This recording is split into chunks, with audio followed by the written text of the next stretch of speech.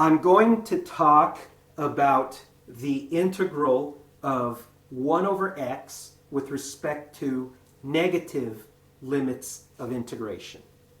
Okay? In other words, we're going to talk about this integral with respect to a and b both less than 0. Now, before I do that, let me show you what can be done when a and b are both greater than 0. All right? So this integral, when a and b are both positive, is equal to the integral from 1 to b of 1 over x with respect to x minus the integral from 1 to a of 1 over x with respect to x. Okay? Now, that is useful because the integral of 1 over x with respect to x over values from 1 to b, that's equal to the natural logarithm of b. Okay? And the integral of 1 over x with respect to x over values from 1 to a, well, that's equal to the natural logarithm of a. Okay? So that can be compactly written as the natural log of b over a. So that's all well and good, but we have a problem when a and b are both less than 0. The reason we have a problem is because the domain of the natural logarithm function does not include negative numbers. Okay, see the problem?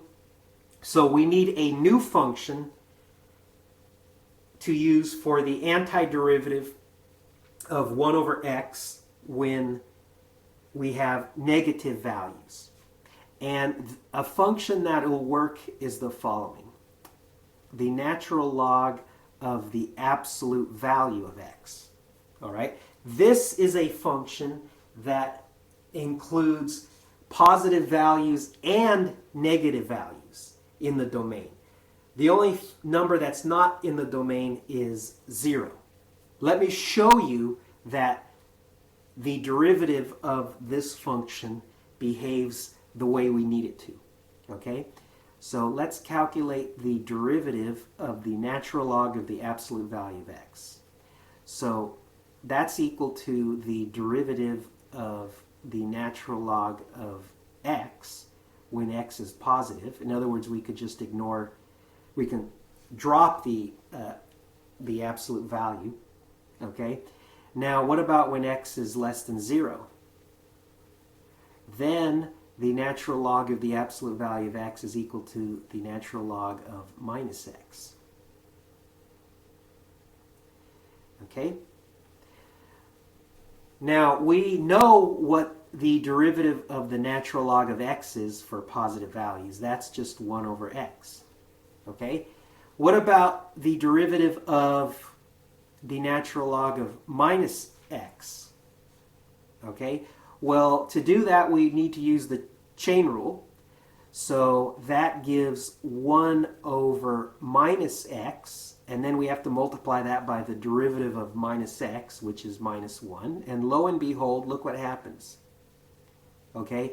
The negatives cancel, so we just end up with 1 over x. So, in other words, the derivative of the natural log of the absolute value of x is equal to 1 over x for x does not equal 0. Okay? Which is exactly the function for with a bigger domain that we needed. So therefore,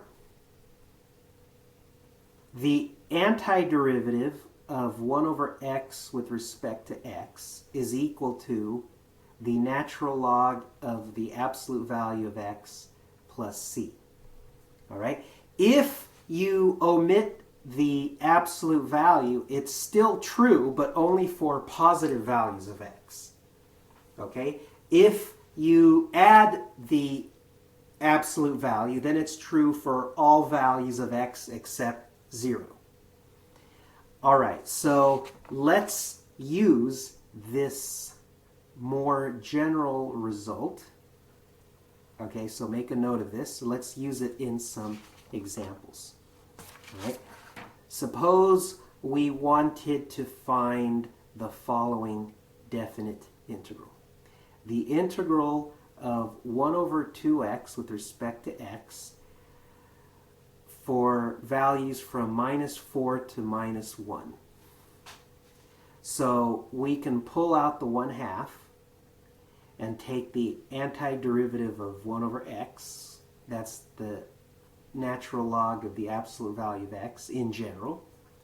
Okay, and in this case it's going to be handy because we're going to evaluate our expression for negative values, and so that'll give 1/2 times the natural log of 1 minus the natural log of 4.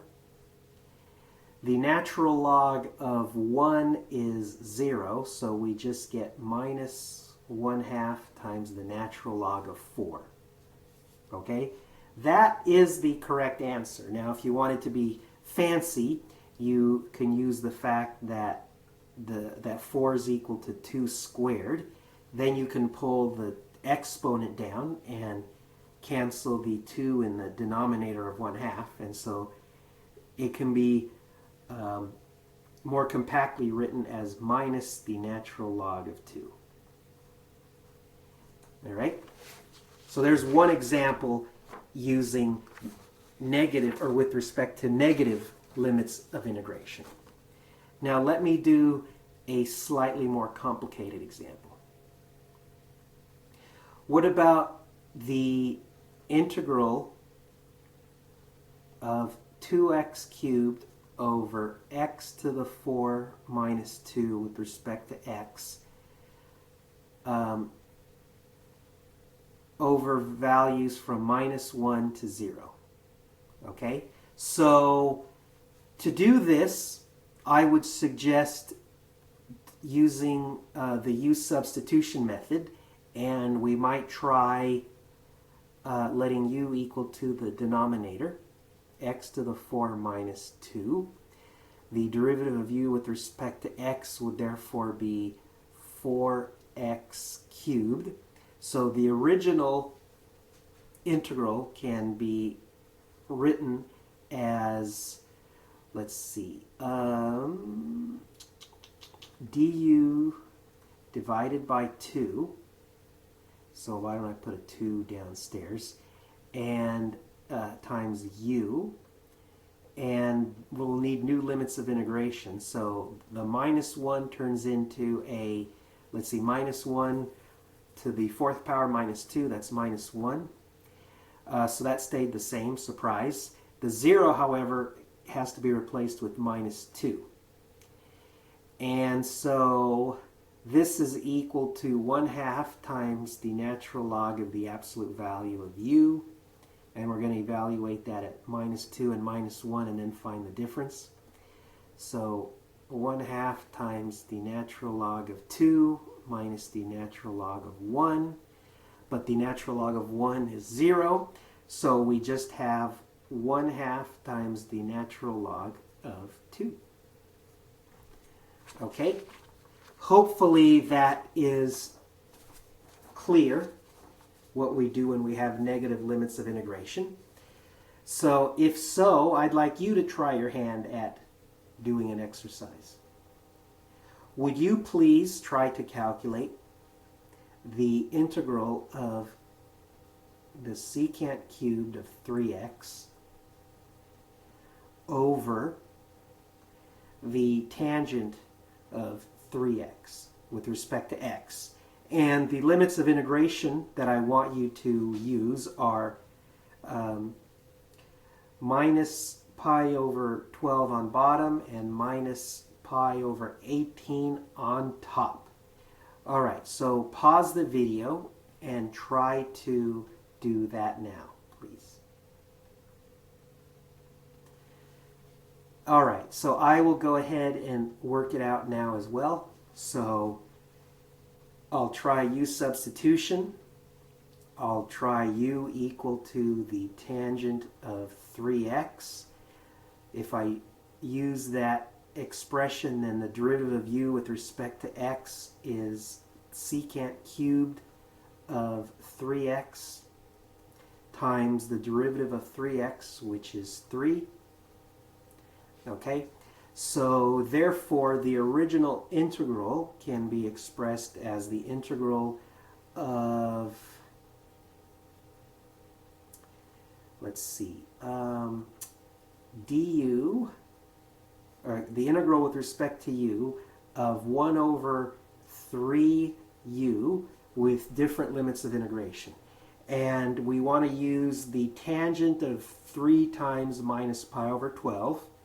So let me not try to do it in my head. Let's try to work it out here.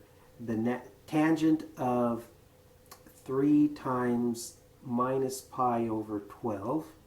So that's the tangent of minus pi over 4, which gives minus 1. Now let's handle the minus pi over 18.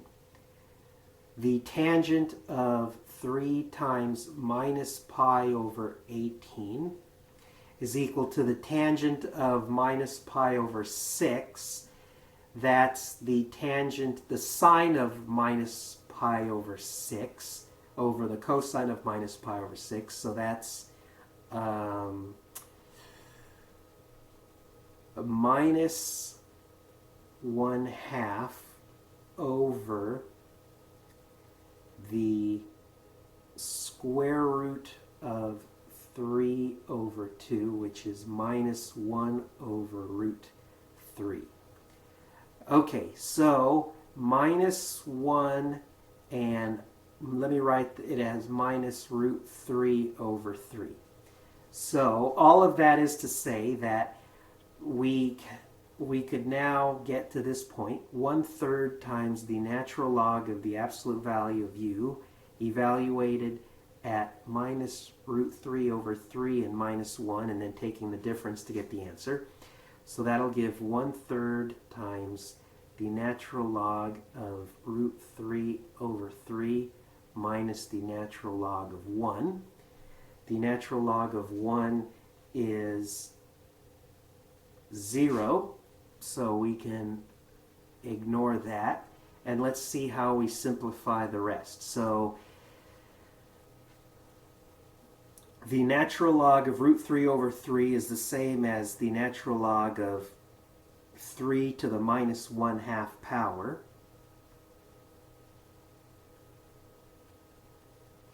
So I can pull the minus 1/2 out of the natural log argument, and so I just combine it with the 1/3, so that gives a minus 1/6. So all of that is to say that we have the natural log of 3 over 6, minus that. Okay, minus the natural log of 3 over 6. I hope that's what you got. Now, I'd like you to do one more before we close.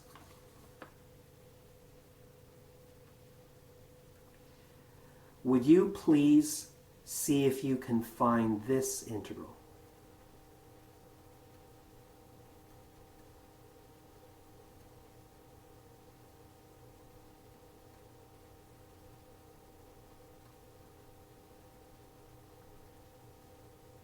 All right, so pause the video and try to do that now, please. All right, so I will do it as well. So I'm going to use u substitution with u equal to x cubed plus 3x. So that implies that the derivative of u with respect to x is 3x squared plus 3, or 3 times x squared, the quantity x squared plus 1, the binomial x squared plus 1. So therefore the original integral is equal to the integral of, the integral with respect to u of 1 over 3u. And I need to use new limits of integration. So the minus 2 is going to turn into minus 2 cubed plus 3 times minus cubed. 3 times minus 2, I mean. So that's minus 8, minus 6, minus 14. That gives minus 14. The minus 1, let's see. So minus 1 cubed plus 3 times minus 1, that's minus 1 minus 3, gives minus 4. Okay, I got the new limits of integration by evaluating, by replacing the x's in the expression equal to u. Okay, so this is equal to 1/3 times the natural log of the absolute value of u. Well, it's actually equal to what I get when I evaluate the expression I just wrote down at minus 4 and minus 14 and take the difference, find the difference. All right, so then let's go ahead and do it. So 1/3 times the natural log of 4 minus the natural log of 14. And that can be more compactly written as 1/3 times the natural log of the ratio 4 over 14. All right, and I hope that's what you got.